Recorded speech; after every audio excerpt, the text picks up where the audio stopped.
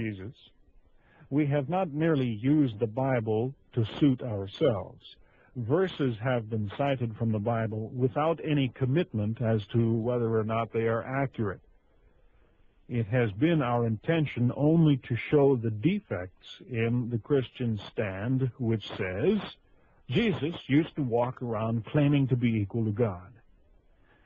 If we analyze the mixture of things said to establish that position, we find inferior ingredients.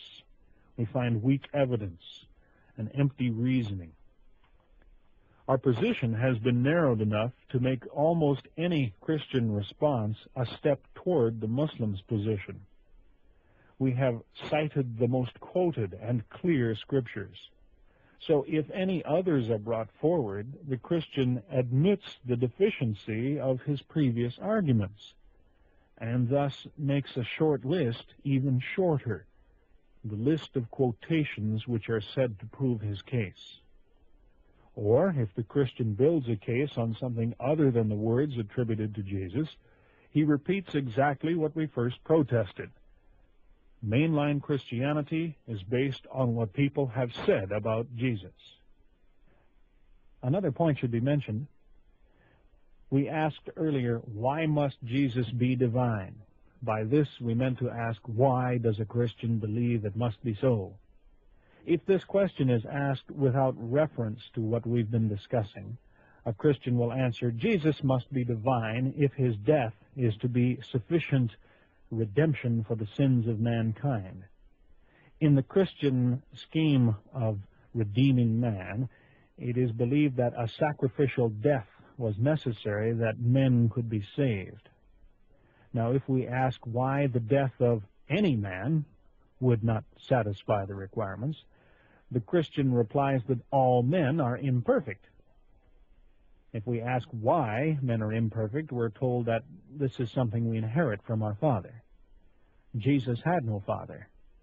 By their own scheme, he would have been a perfect sacrificial victim. Nevertheless, they still require that he be divine in order to suit the role of Redeemer. And so we ask, did God die?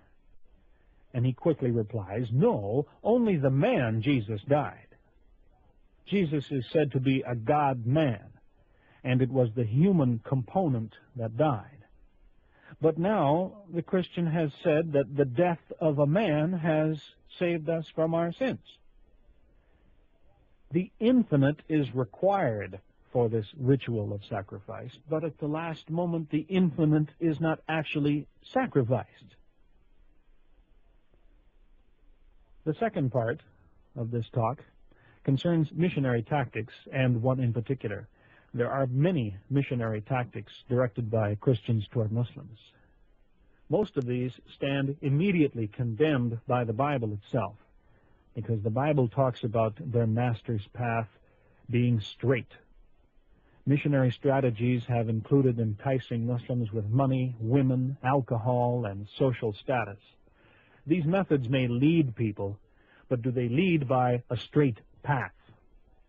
A complete exposure of such activities is a worthwhile investigation, but this is not our concern here. Christian authors who deal with the Quran and the Bible in order to win converts are the subject now. Attacks on the Quran have been around since the book first appeared. In fact, in a remarkable verse, the Quran invites examination. In the 4th surah, the 82nd ayah, it says, "Have they not considered the Quran? If it was from other than Allah, surely they would find in it many inconsistencies."